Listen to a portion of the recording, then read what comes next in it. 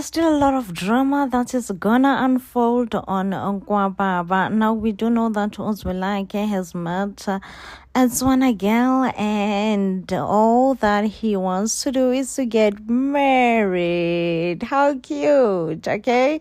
But there are obstacles in his way. For instance, he runs a family business and there is jealousy amongst the family where his uncle, Obabumkhulu wakhe, is very much jealous of Uzwelake and feels like Uzwelake is not the rightful leader of the family. If anything, it should be his son's Umhlaba. Uzwelake offers Umhlaba a job, but it's not a job that Umhlaba was expecting. Uzwelake wants Umhlaba to be a truck driver. Meanwhile, people are plotting against Uzwelake's marriage. It is well known now in the family that Uzwelake does want to get married to a girl that he barely knows. Uzwelake goes as far as meeting with the girl's father and convinces him that he have nothing but pure intentions for his daughter. And we do see Ubahomi also agreeing to the hand in marriage. Now, the preparations of the marriage that is supposed to take place on Friday, it's one thing that is going to be shocking. There's going to be a lot of family drama. People are going to be fighting each other. A lot is going to be transpiring and taking place. So, it's not going to be a walk in the park. It's not going to be a walk in the park. It's not going to be easy. It's not going to be like we are just walking here, okay? But anyway, I do look forward to this season. It does look like it's an interesting season where, I don't know, it feels like it's going to be a lot of witchcrafty as well. Like a lot is going to be taking place, and I'm here for it. I am here for Gwababa. I am falling in love with the series. I'm not going to lie. Hello, hi guys. We have a brand new telenovela on Mzansi Magic. It's gonna be playing on a 7:30 slot, and it is called Gwababa. The setup is giving my brother's keeper. It's definitely giving my brother's keeper, but I'm gonna try to my best of my ability to explain the storyline. I must say that the cast members in love, Gensana, in love, down. I am in love with everyone who got casted. Now, the setup here, it appears as if there was Ubaba Wasekaya who had Isthembu, but it also appears as if he did not marry his first wife.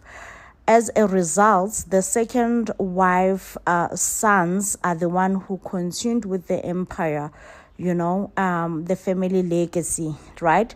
So the second son from the second wife who was married, according to the storyline, unfortunately passed away, okay? But before he passed away, he already had a wife and sons, right? So it means now the sons of these second sons are the one who are trying to continue with the family legacy, which makes them grandchildren to the initial men who kind of started the whole legacy, the whole business, family business. It's quite tricky to follow, but it seems that way because we get to see Umshengu. Why am I calling him Umshengu? But yeah, we got to see this man from my brother's keeper being Ubabumkhulu to these other children. And when also ahamba ayophahla makaphahla uthi baba, so it was so confusing to me, and this makes me assume this son right here is the grandson of the initial man. Like, it's quite so confusing. Like I did say, I will try to explain it to the best of my ability, but it is so confusing. Like, the start of it was confusing me, Nanami. I couldn't follow. Anyways, the storyline also goes ahead, and we get to see Ukwazi falling in love with Sutu, if not Sutu, a Tswana girl child within ka Motswana and we get to see that she have a boyfriend who really does not prioritize her, who prioritizes partying and satisfying friends. It was her birthday, she was turning 30, they were supposed to go out celebrate, but baby boy decided to go out with friends and celebrate with friends. She felt so disappointed, and this is when she met Ukwazi. Oh, Sana, it seems like it's love at first sight. You know how it is with the movies, soapies. Yeah, it was giving love at first sight, and it was beautiful. It was so beautiful to watch. I'm not gonna lie. Like, I was melting myself. I was like, that's just how beautiful it was to watch those two. So they kind of spent the whole her birthday day together. Kwazi became a gentleman, bought her flowers, and just be like, hey, I really want to get to know you better since it's your birthday, okay?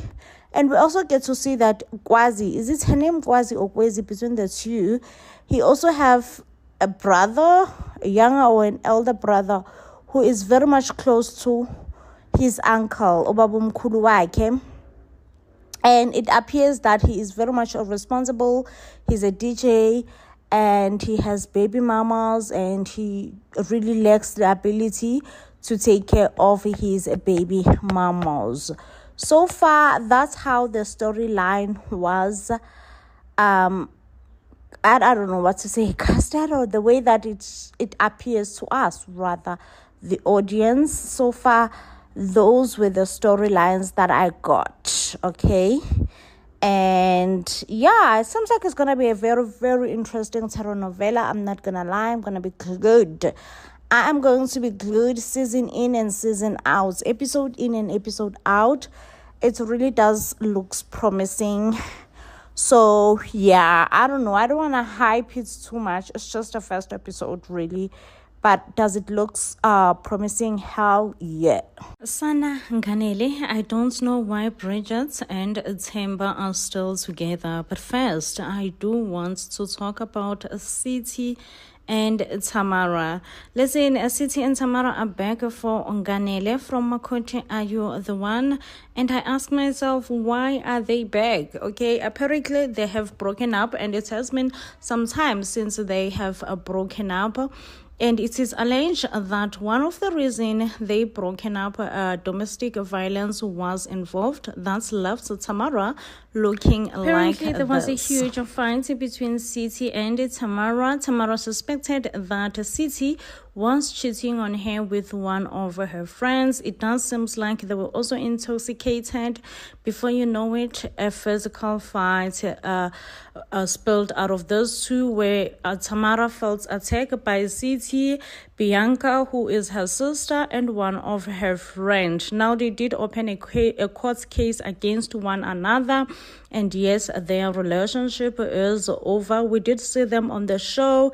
Seems like they were trying to rehearse things, whereby City did not even want to hear it, okay? According to me, City does look like Ipara Unyaupe, very not clean, dirty, untidy, look like someone who drinks a lot, heavily, probably even doing more than just drinking, honestly, like,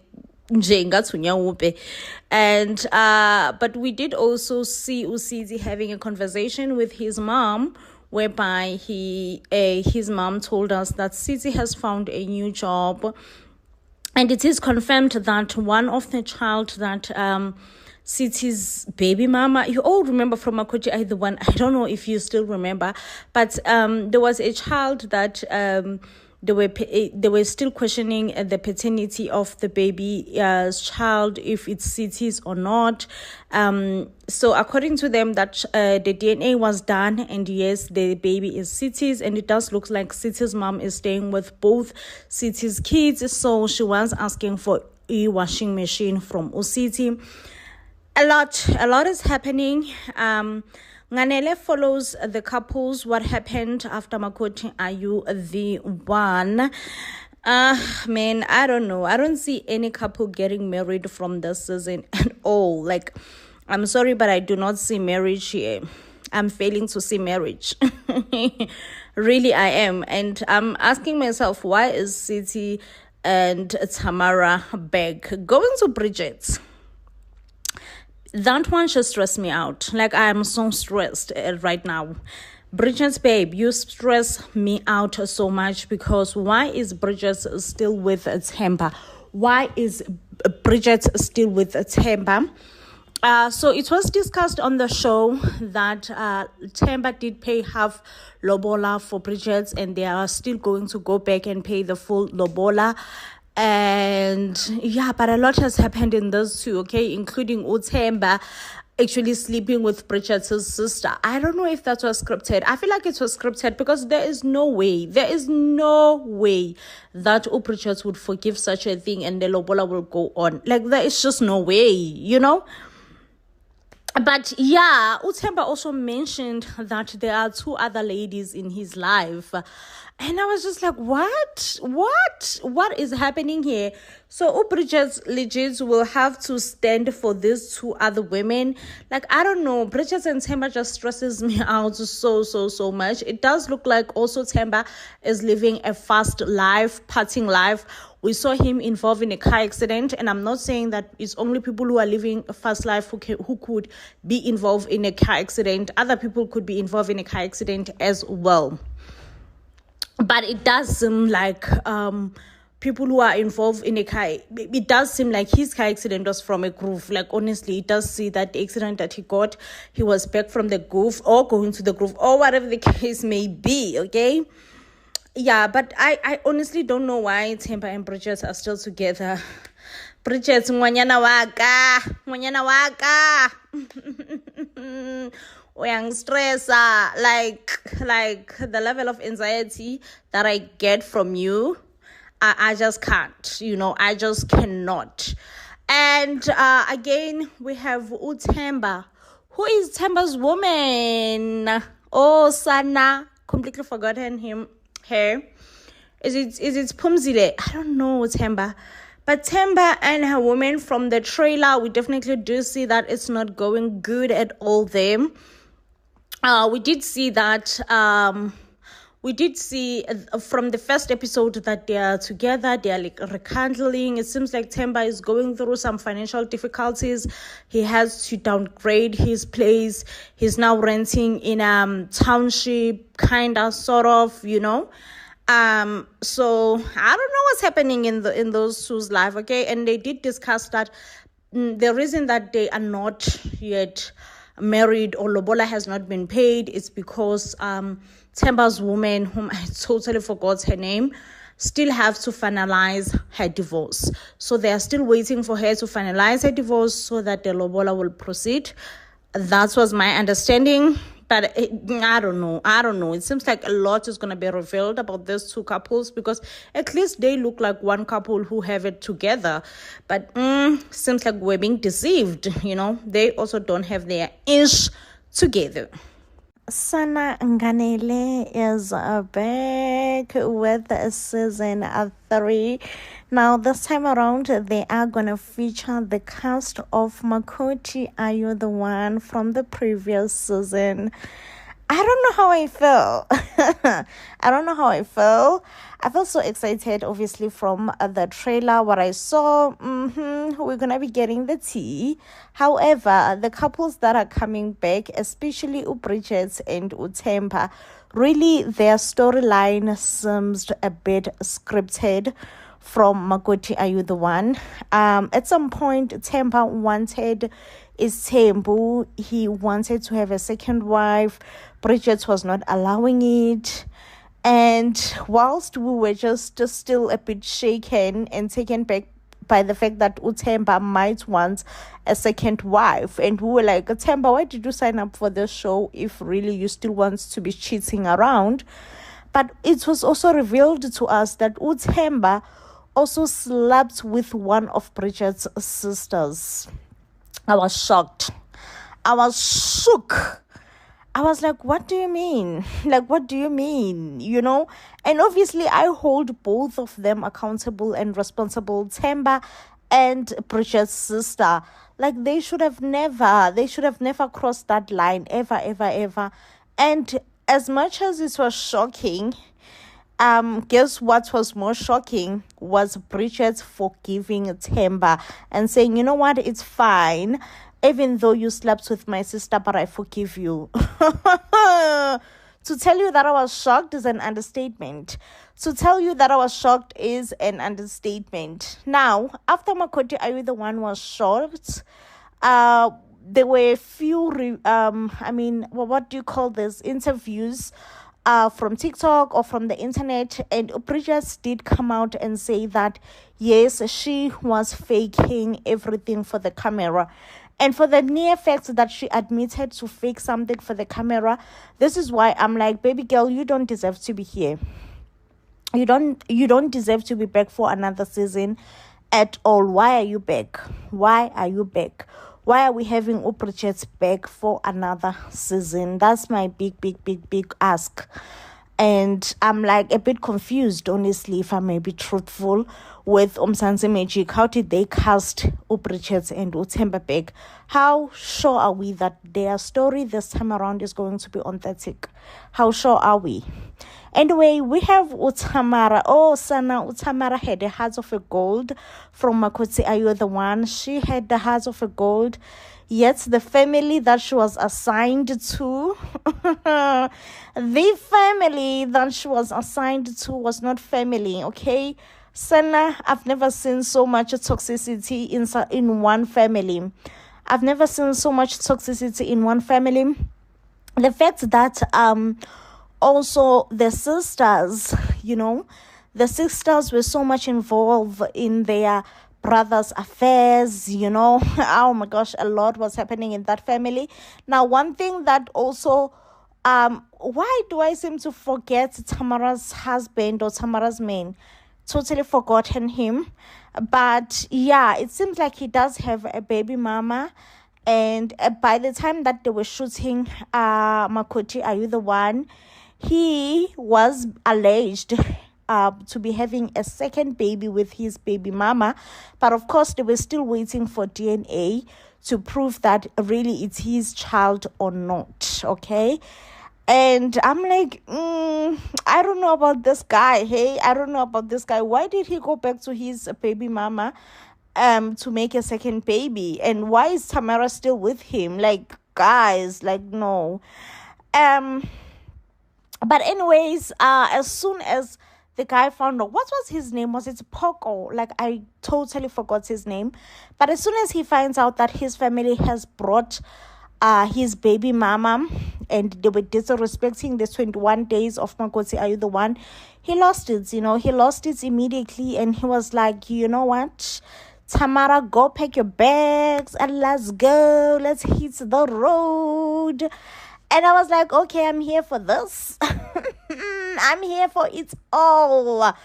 I liked how he honestly protected Uthamara in that situation, because really the mom still wanted to explain herself, and I was just like, Ma, really at this point there is nothing that you can explain. Like, there is absolutely nothing that you can explain. There is no explanation that is needed. You crossed the line, okay? You were never supposed to call the baby mama. And the worst part, the baby mama was called to come and spend a whole night. And I guess that the baby mama already have a child who is staying with this family. Perhaps she needed to see her child.